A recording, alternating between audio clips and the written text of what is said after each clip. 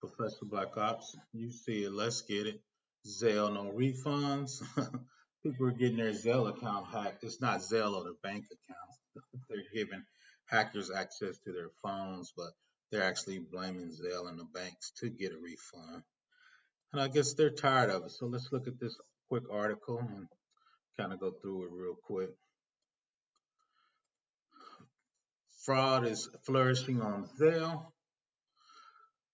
The bank said it's not their problem. Zelle, the payment platform used by millions of customers, is a popular target of scammers, but banks have been reluctant to make fraud victims whole despite owning the system.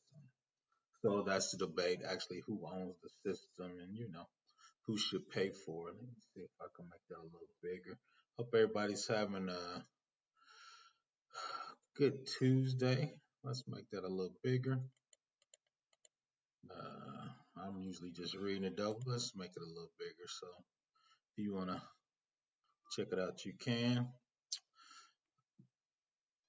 Justine Frost lost $500 to a scammer impersonating as a Wells Fargo official in January and hoped that the bank would reimburse him.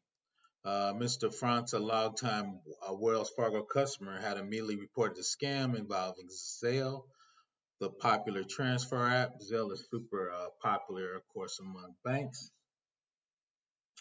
Mr. Faunce was shocked. It was clearly fraud, he said. This wasn't my fault, so why isn't the bank doing the right thing here? Customer love payment apps like Zelle because they're free, fast, and convenient. Created in 2017 by America's largest banks to enable instant digital money. Zelle's come embedded in bank apps. It's now by far the country's most widely used money transfer. Last year, people sent $490 billion through Zelle compared to just 230 billion through Venmo, its closest rival. So Zelle immediacy has made it a favorite of fraudsters.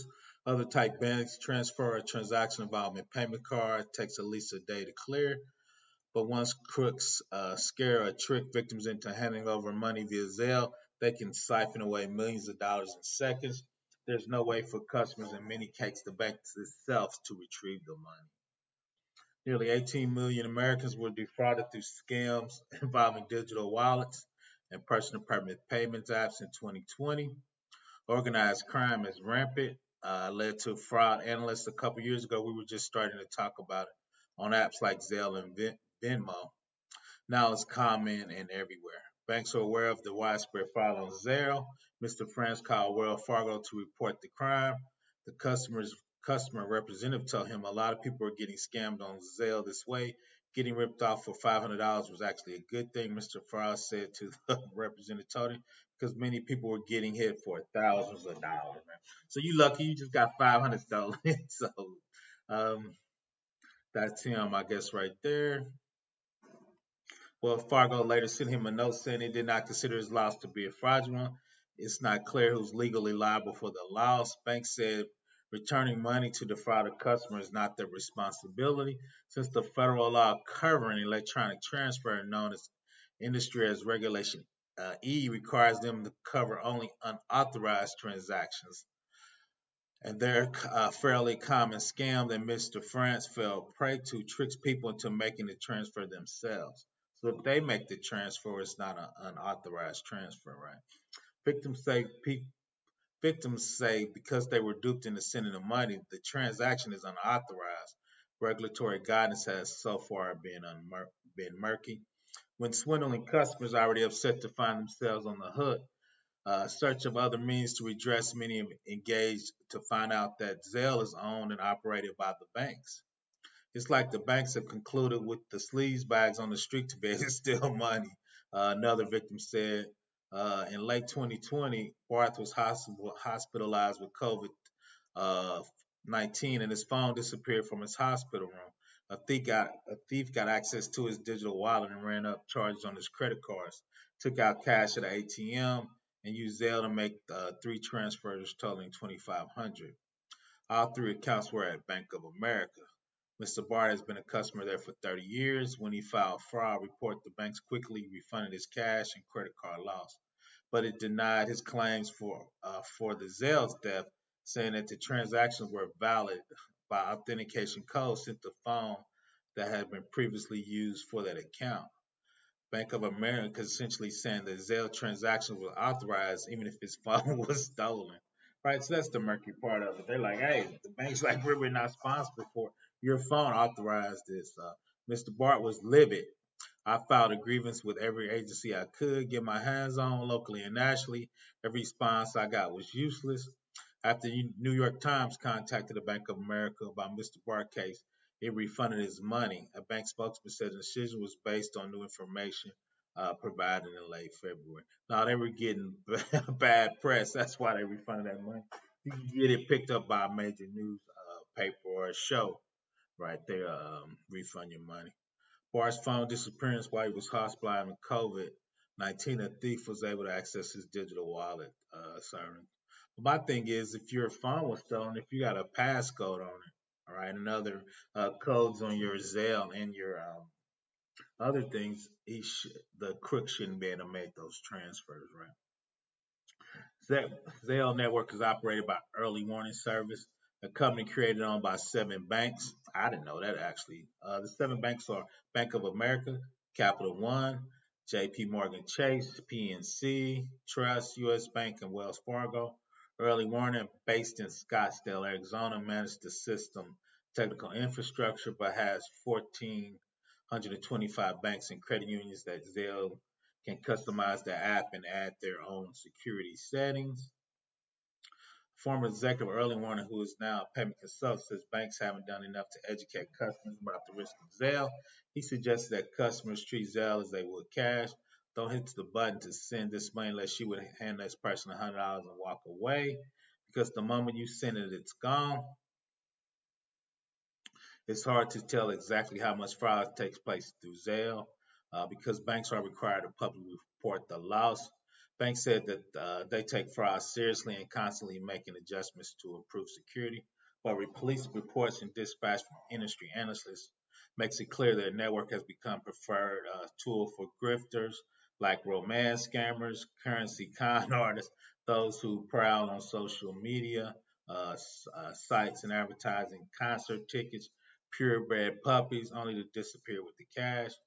The Consumer Fraud Protection Bureau to the banks last year about what kind of fraud losses they were required to repay. The regulators require banks to reimburse customers for losses of transfer that was initiated by a person other than the consumer without actual authority to initiate the transfer, including those who obtains the victim's device through fraud or robbery.